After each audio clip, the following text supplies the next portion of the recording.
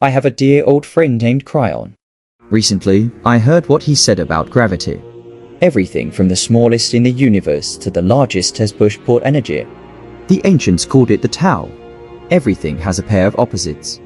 Gravity was first discovered by Sir Isaac Newton after an apple famously fell from a tree as he watched. The discovery of a gravitational force allowed him to develop his 3 laws of motion. He published his findings of gravity in Principium Mathematica in July of 1687. Here is where I find it interesting.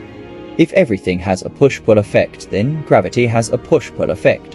Why can't we detect that? To be honest, if our society discovered this, we would use it as a weapon. We are not emotionally mature to handle that.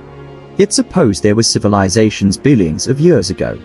They went through the same turmoil we are in and overcome all obstacles. They learned how to become one with the universe. By the way, that's our true state also. They also knew everything has push-pull energy, even gravity. I love watching Unidentified, Inside America's UFO investigation on the History Channel. This show documents former intelligence officers who left the government. Because the government hid all their findings and wouldn't release them. Anyway, going back to the story. Hundreds of people are totally amazed by the flying capability of these UFOs. They can stop on a dime, disappear, and then instantly reappear in the opposite direction. They can travel underwater at enormous speeds. The military asks how they do it. When our fighters try to engage them, the UFOs are taking a stroll in the park. Our technology is so primitive, yet we think we are advanced. How do they fly like that?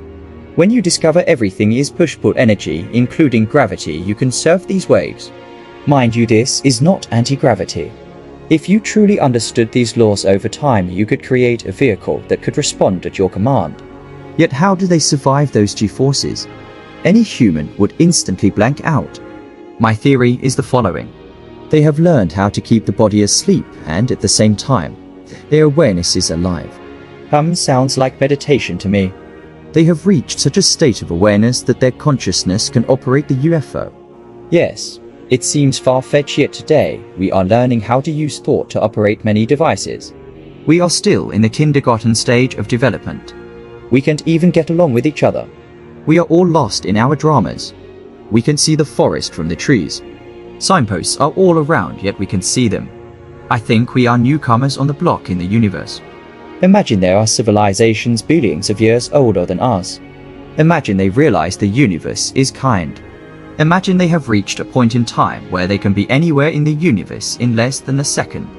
Maybe, just maybe, these UFOs are taking a leisure Sunday stroll in our part of the universe. The family of life is sightseeing and looking at the great wonders of our magnificent planet. They do have not a care in the world. Why should they? They and their planet mastered themselves a long time ago. They became one with the universe. They went from me to we. Now that's another story. I would love it if good old Albert Einstein was alive today. He would have a grand time explaining this.